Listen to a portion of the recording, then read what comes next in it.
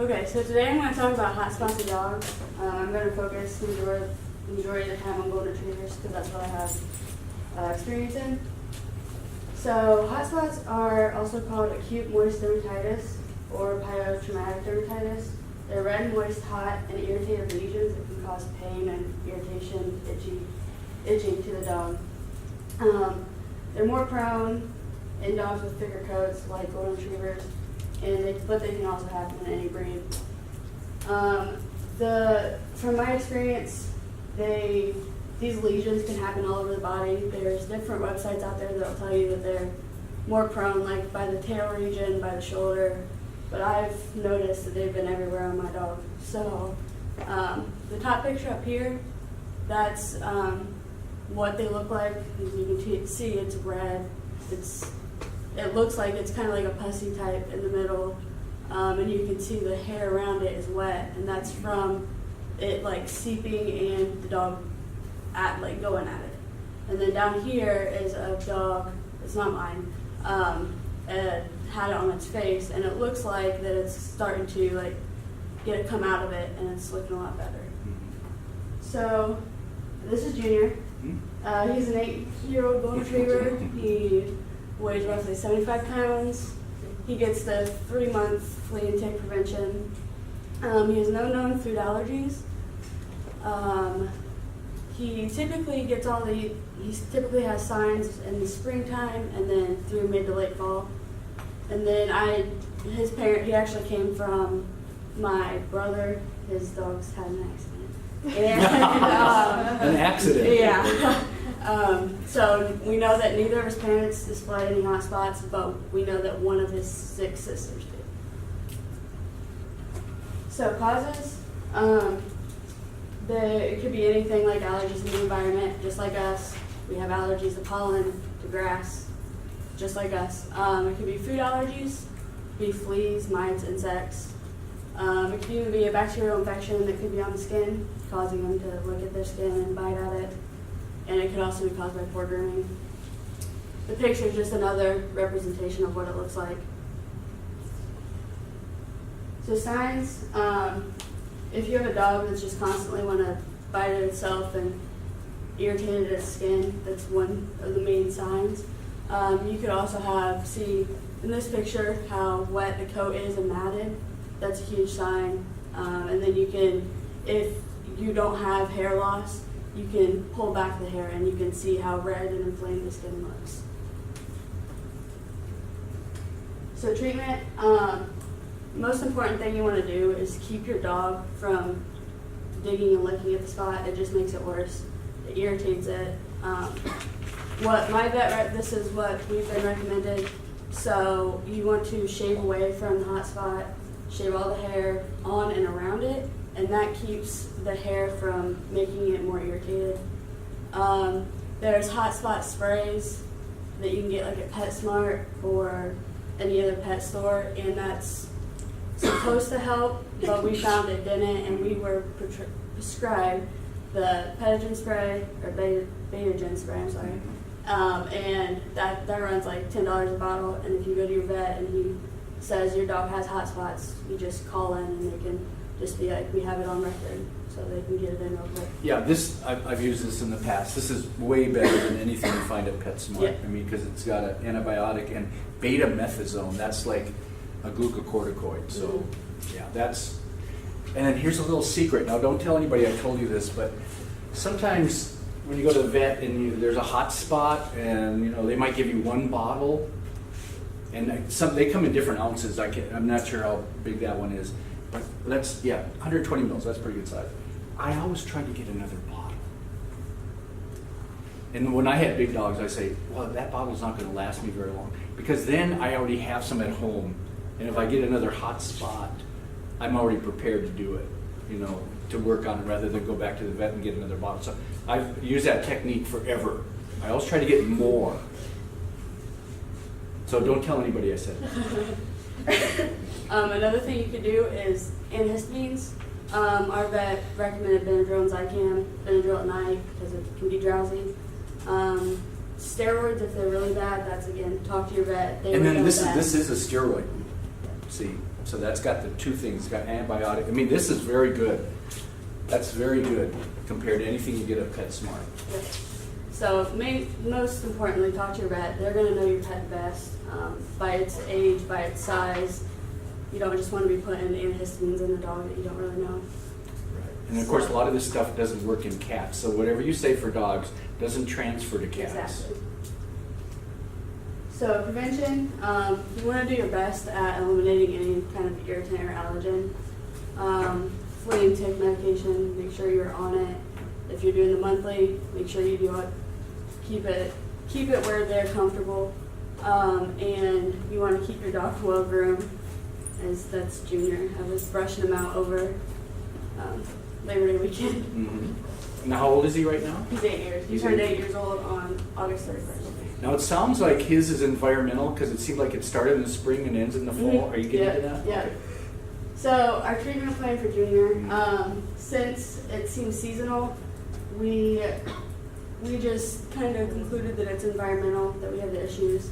What we do is we shave the first site of a hot spot. If he starts digging, we look into it and then we shave the hair. We spray the hot spots with this spray prescribed by the vet 3 to 4 times daily. And then we do allergy medicine. The vet recommended for him 1 Zicam in the morning and 3 Benadryls at night, but we didn't want to pump him full of that kind of stuff. So we do, if he has flare-ups, we do 1 Zicam in the morning and 1 Benadryl at night. And if they're bad, we do 2 Benadryls. And then we monitor for hot spots and watch for more flare-ups. You gotta be careful with hot spots because they can get infected too. So if you let them go, they can get infected and then cause secondary issues. Mm-hmm. That's it. Okay, excellent. He's a happy dog, Yeah, he is. obviously. Yeah. Yeah. How about anybody else have comments or questions for Katie? I'll let you point. Yeah. My dog's always licking himself, but I've checked and they're not like infected or like red.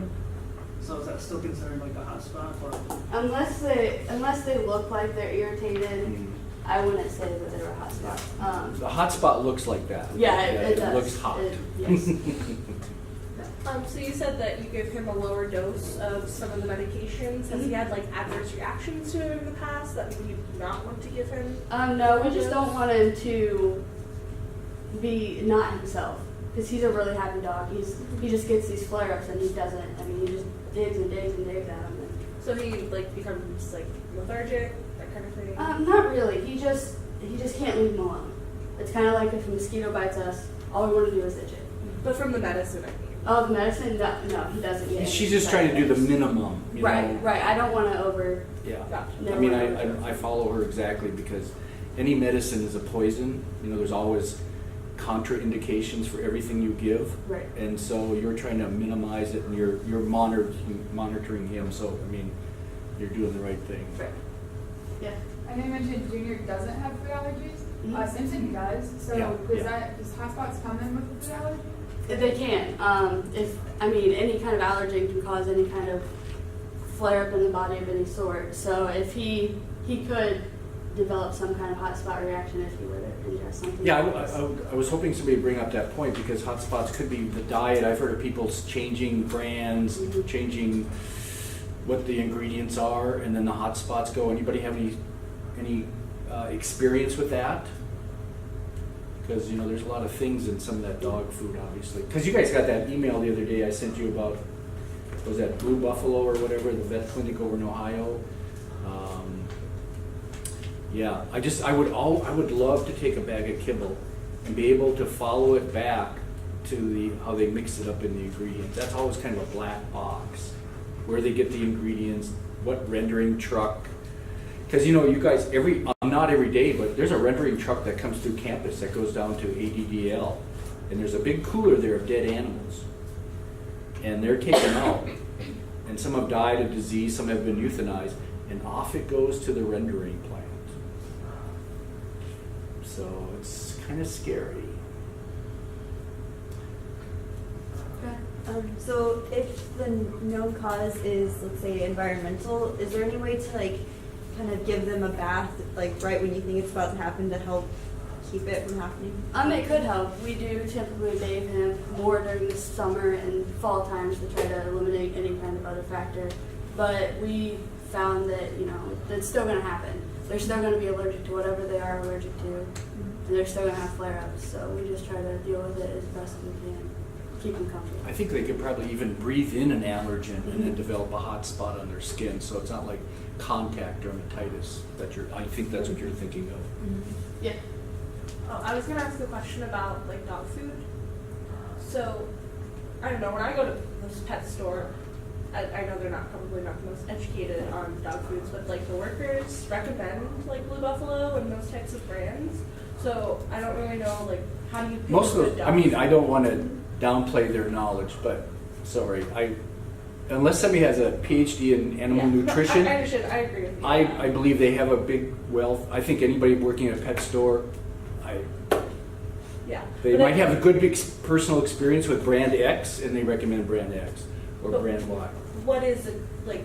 How do you choose a good dog? You can talk forever. I've given up. I make my own dog food. Okay. I make all my stuff at home. And it's human grade food. Chicken, turkey, hamburger, macaroni, sardines they love. Sardines in a can, tomato, packed in tomato. Chicken gizzards. Chicken hearts. Heart chips. That's what I was attracted to that there. Because I'm done with kibble. I think over time it has decreased the lifespan of some of my animals because of all the stuff that's in there. But it's quite a sacrifice. There's a lot of time. Sometimes some of you don't have that time. But I'll tell you what, one thing was really impressive, and I should show you the PowerPoint. In last week's, Adrian can back me up on this. Last week we had, can't remember her name right now. Hannah. Give us how she feeds raw.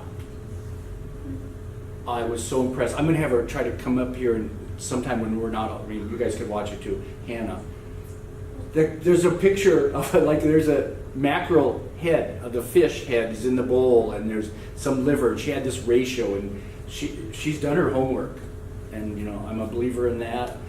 I can't quite go to that. I'm just not that much time, because I tell my wife anything in the refrigerator is human grade. Although I might mix it up and give it to the dogs. That she doesn't like gizzards anyway, but I love gizzards and stuff like that. But there's macaroni, gizzards, sardines.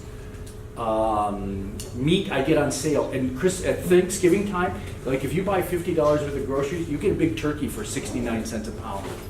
I fixed the big turkey. I'm working on some turkeys now that I got last Thanksgiving. So you're their puppies, right? Yeah. Do you feed them differently? Well, there's recipes. Yeah, you have to supplement some things because sometimes they need what's called potassium chloride. You go to the grocery store. What's potassium chloride in the grocery store? Where would you find that? Because salt is sodium chloride. Sometimes these diets are a little short in potassium. You know where you find potassium chloride? Salt substitute. Look at it. It's potassium chloride. A little vitamin premix, human vitamins, sometimes calcium. They were at the vet last Friday, and Brittany Rayburn, now called Dr. Birch, I still call her Brittany because we're friends. She said, "Man, these guys are looking good." I go, "Yeah." And I feed about 6 times a day. I don't let them eat a lot at one time. Those little tummies, I don't want them to stretch out. 6 times a day, mix it up. They're doing fantastic. Can you bring your dogs to class? I will sometime, but they just got their second puppy shots last Friday, and I'm trying to isolate them until probably the 3rd, because you know how that works.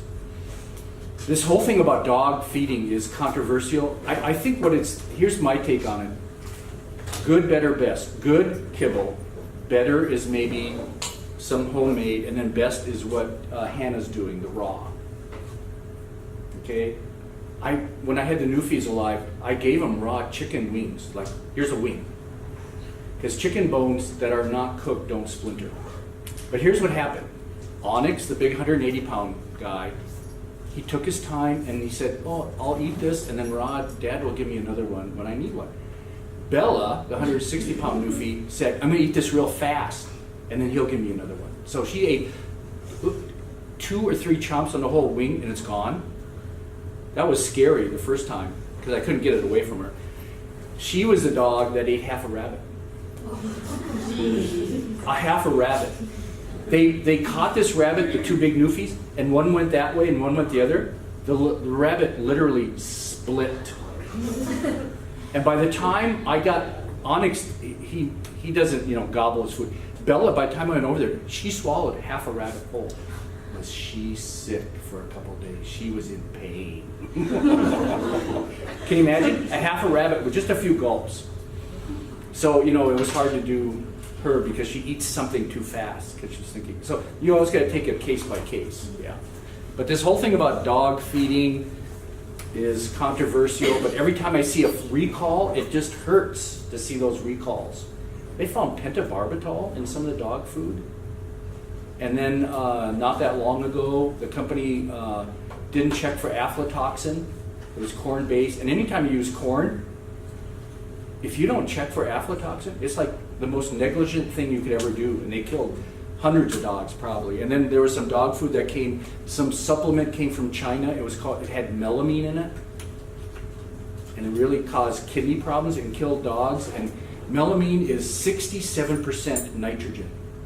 So whatever you put it in makes that analyze for more protein, because that's how you analyze for protein usually. You determine the nitrogen in times, 6.25? And some company over there was shipping over this wheat gluten mix or whatever, but somebody was putting melamine in it. And then over here they were paying a premium price for it because it was such high protein.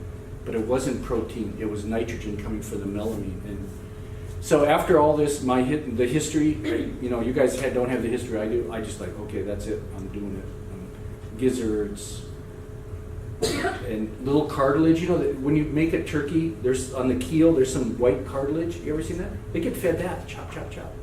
There's glucosamine in there. There's things like that. Controversial, but if you feed kibble, I wouldn't criticize you. I'm past that. Other questions? That's our story, and I'm sticking